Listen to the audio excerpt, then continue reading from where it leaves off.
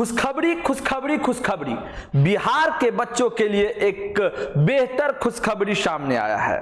बच्चों, आप लोग के लिए बिहार एसएससी के द्वारा सीजीएल वैकेंसी आया है और उसका नोटिफिकेशन आपके सामने है। इस बार कुल 1481 सीटों का जो है सो आप लोग के बीच 1481 सीट पर जो है सो कर्मचारी चयन सीजीएल का जो है वैकेंसी आने वाला है। तो इसका ऑफिशियल नोटिफिकेशन जो है सो जारी हो गया है। तो हम इसके बारे में जानेंगे कि इसमें क्या चाहिए, कौन से वैकेंसी के लिए कितना वैकेंसी किस पोस्ट पे है, नहीं है, कितना आपका एजुकेशन क्वालिफिकेशन चाहिए, ये सभी कुछ जानेंगे इस वीडियो में। और इस वीडियो के बाद आपको कोई भी वीडियो देखने की जरूरत नहीं है। और जब हम एसएससी सीजीएल का नोटिफिकेशन वीडियो बना रहे हैं तो समझ लीजिए इसी चैनल पे आपको इससे रिलेटेड सारा पढ़ाई भी होगा एक बेहतरीन टीम के साथ। तो चलिए आगे बढ़ते हैं और देखते हैं कि क्या है इस नोटिफिकेशन में। तो चलिए ध्यान दीजिए, देखिए बिहार कर्मचारी चयन आयोग, ठीक है ना, ये नोटिफिकेशन जारी कर दिया है। देखिए यहाँ पे लिखा है ऑनलाइन रजिस्ट्रेशन दिनांक 18/8/2025 से 17/9/2025 तक, यानी अगस्त महीना में ही 18 तारीख से ये फॉर्म फिल होना चालू होगा, जो सितंबर में आपको 17 तारीख तक चलेगा। यानी लगभग नहीं, पूरे 1 महीने का टाइम दिया गया है। अब देखिए आपको इसमें क्या क्या पोस्ट है। तो देखिए सहायक प्रशाखा पदाधिकारी, जिसका वेतन स्तर 7 है, ठीक है ना। और इसको आप फॉर्म फिल करना है तो आप किसी भी विश्वविद्यालय, मान्यता विश्वविद्यालय से स्नातक पास यानी ग्रेजुएट होना जरूरी है। देखिए योजना सहायक, इसमें भी आप किसी भी मान्यता प्राप्त विश्वविद्यालय से स्नातक होना जरूरी है। कनीय सांख्यिकी सहायक, इसमें आपको किसी भी मान्यता प्राप्त विश्वविद्यालय से गणित से ग्रेजुएशन होना चाहिए, या फिर अर्थशास्त्र से होना चाहिए, या फिर वाणिज्य से होना चाहिए, अथवा सांख्यिकी विषय से स्नातक परीक्षा उत्तीर्ण होना चाहिए। यानी आपको कनीय सांख्यिकी सहायक के लिए क्या चाहिए ये हम आपको अभी बताए हैं। गणित से ग्रेजुएट, अर्थशास्त्र से ग्रेजुएट, वाणिज्य से ग्रेजुएट, या फिर स्टैटिस्टिक्स से ग्रेजुएट। इसके बाद आते हैं हम लोग डाटा एंट्री ऑपरेटर के बारे में। डाटा एंट्री ऑपरेटर अगर आपको पास आउट होना है तो इसमें आपको तकनीकी योग्यता चाहिए, ठीक है ना, यानी बीसीए, बीएससी। इसके अलावा यहाँ पे देखते हैं बीटेक, ठीक है ना, उसके बाद हो गया बीई, बीटेक, ये सभी डिग्री चाहिए ताकि आप इस फॉर्म को अच्छे से फिल कर सके। तो ध्यान दीजिएगा, अगला वैकेंसी है अंकेक्षक, और इसको पास करने के लिए इसको फॉर्म भरने के लिए वाणिज्य, अर्थशास्त्र, सांख्यिकी अथवा गणित में से किसी एक विषय से मान्यता प्राप्त विश्वविद्यालय से स्नातक डिग्री होना चाहिए। यानी आप देखिए सिर्फ शुरू के 2 पोस्ट ही ऐसे हैं जिसमें आप किसी भी स्ट्रीम से आप ग्रेजुएट है तो फॉर्म फिल कर सकते हैं, अन्यथा हर एक में कुछ ना कुछ एक्स्ट्रा तकनीकी या फिर आपको जो है सो जाना माना जो है विषय से ही आप जो है ग्रेजुएट है तो ही फॉर्म भर सकते हैं। ध्यान दीजिएगा। देखिए फिर है अंकेक्षक सहयोग वाला जो है समितियां में, इसको कहा मान्यता प्राप्त विश्वविद्यालय से उत्तीर्ण स्नातक गणित के साथ अथवा वाणिज्य के साथ, यानी कॉमर्स वाले के लिए भी अच्छा वैकेंसी है। गणित, उसके बाद हो गया स्टैटिस्टिक्स, अर्थशास्त्र, ये सभी बच्चे आराम से इस फॉर्म को फिल करेंगे। सबसे बड़ी बात है कि इसमें जो है आपका एज रिलैक्सेशन भी बहुत लंबा चौड़ा होता है, जो आगे हम लोग देखेंगे। तो आपका एज ज्यादा है तो भी इस फॉर्म को भर सकते हैं। तो चलिए आगे बढ़ते हैं, ध्यान दीजिएगा। देखिए अब पोस्ट जो आपको हम थंबनेल पे ही देख के पता चल गया होगा कि 1481 वैकेंसी का ये जो है सो नोटिफिकेशन जारी हुआ है। इसमें देख लीजिए सहायक प्रशाखा पदाधिकारी में 572 जनरल के लिए है, जिसमें 200 सीट आरक्षित है महिला के लिए, क्योंकि आपको पहले पता होना चाहिए कि बिहार सरकार ने 35%, देखिए राज्य के मूल निवासी महिला अभ्यर्थी को 35% क्षैतिज आरक्षण का अनुमानीय है, यानी 35% तो महिला के लिए रिजर्व सीट है। तो महिला का तो बल्ले बल्ले है। तो आज से उठिए और पढ़ना चालू कीजिए। अगर आप मधुबनी के हैं तो योद्धा क्लास ज्वाइन कीजिए ताकि आपका जो है शिक्षा अच्छे से हो सके। तो चलिए ऐसे ही करके ये टोटल पोस्ट है इसमें देखिए अनुसूचित जाति यानी एससी का 102 सीट, एसटी का 17 सीट, अत्यंत पिछड़ा 101 सीट, पिछड़ा वर्ग 154 सीट, पिछड़े वर्ग के महिला के लिए 12 सीट, आर्थिक रूप से कमजोर यानी ईडब्ल्यूएस के लिए 106 सीट और कुल 1064 सीट, जिसमें से 368 सीट महिला के लिए है।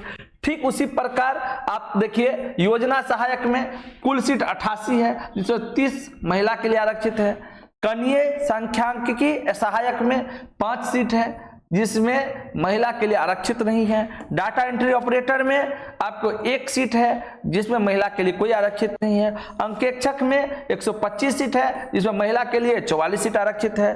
और अंकेक्षक सहयोग समितियां में 198 टोटल सीट है, जिसमें से आपको 68 सीट महिला के लिए आरक्षित है। अब हर एक कैटेगरी वाइज आपके सामने है, आप उसको देख के रीड आप खुद भी कर सकते हैं।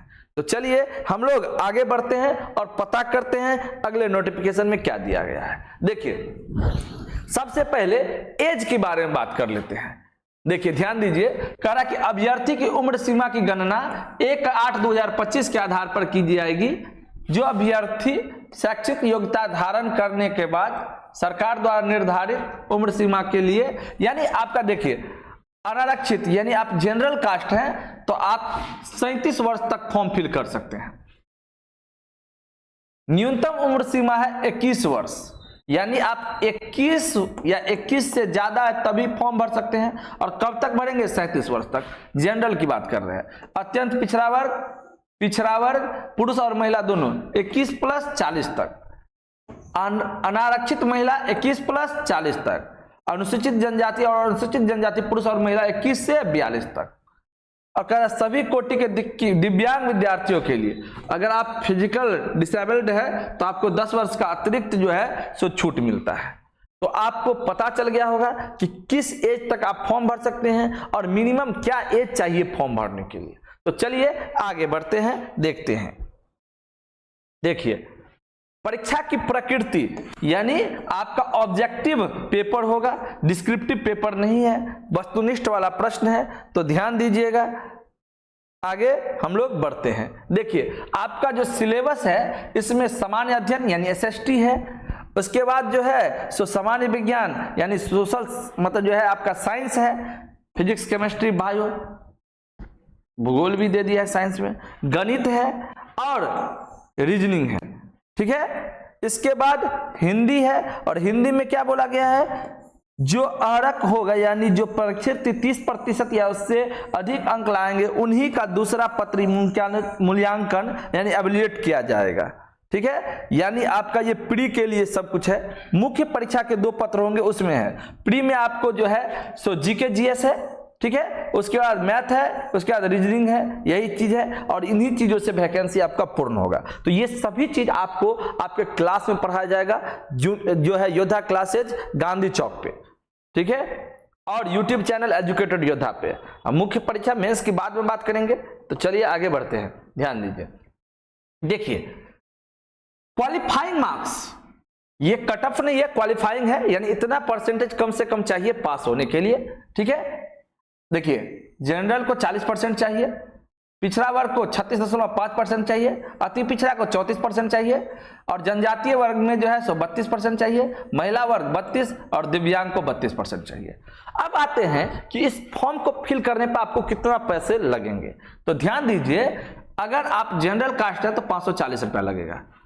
ठीक है, जनरल कास्ट, पिछड़ा वर्ग, अत्यंत पिछड़ा वर्ग, पुरुष अभ्यर्थी यानी पुरुष को सबको आपको 540 लगेंगे। अनुसूचित जाति और अनुसूचित जनजाति बिहार के स्थायी निवासी के 135 रुपया मात्र, और सभी श्रेणी के दिव्यांग के लिए 135 रुपया का जो है सो आपको ऑनलाइन पे करना होगा। और सभी श्रेणी के महिला के लिए 135 रुपया। और बिहार राज्य बाहर के श्रेणी के अभ्यर्थियों के लिए पुरुष महिला कुछ भी आदमी, अगर आप बिहार के बाहर से हैं और बिहार में फॉर्म भरना चाहते हैं तो आपको 540 रुपये लगेंगे। चलिए आगे हम लोग बढ़ते हैं। अब यहाँ पे आपको आरक्षण के बारे में सारा नॉलेज दिया गया है। इस पीडीएफ को आपको पढ़ना है तो हमारे टेलीग्राम चैनल ज्वाइन कीजिए एजुकेटेड योद्धा, वहां पे ये सारा चीज आपको देखने को मिलेगा। चलिए आगे बढ़ते हैं, देख लीजिए। यहाँ पे है ऑनलाइन आवेदन भरने का मतलब जो है संबंधित तिथि और अन्य निर्देश। तो देखिए ध्यान दीजिएगा, ऑनलाइन आवेदन प्रारंभ होगा 18/8/2025 से। परीक्षा शुल्क जमा करने का अंतिम तिथि है 17/9/2025 तक और ऑनलाइन आवेदन भरने की अंतिम तिथि है 19/9/2025 तक। अब देखिए आपको फॉर्म भरने में क्या क्या लगेगा, तो ध्यान दीजिए।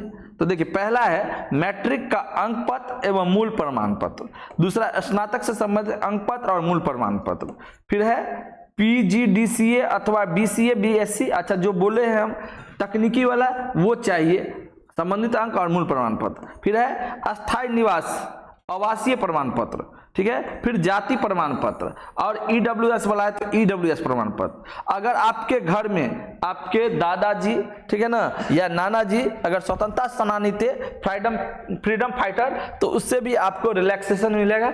अगर है तो जरूर इसको भी आप लगाने का कोशिश कीजिएगा, ठीक है। दिव्यांग संबंधित प्रमाण पत्र और अधिकतम छूट हेतु निर्गत सेवा किए मतलब विवाहित प्रमाण पत्र, विहित कॉलम का प्रमाण पत्र। तो ये सारा चीज जो है आपको जो है मैंने बताया कि क्या क्या चीज की जरूरत है।